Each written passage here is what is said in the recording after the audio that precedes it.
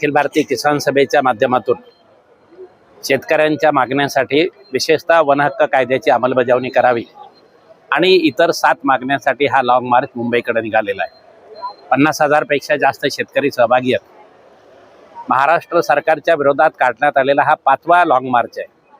2018 पासून हे आंदोलन चालू आहे। 2006 मध्ये वन हक्क कायदा झाला।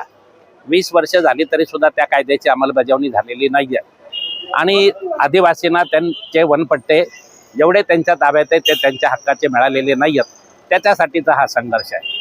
त्याचबरोबर जे गुजरातमध्ये पाणी वाहून जातं, जे महाराष्ट्राचं हक्काचं पाणी आहे, ते पाणी वळवून दुष्काळी भाग जो महाराष्ट्रातला आहे आणि स्थानिक शेतकरी त्यांना ते द्यावं याच्यासाठी गेले 25-30 वर्षापासून घोषणा चालू आहे आणि परंतु हे पाणी वळवण्याला काही सरकार प्राधान्य देत नाही आहे।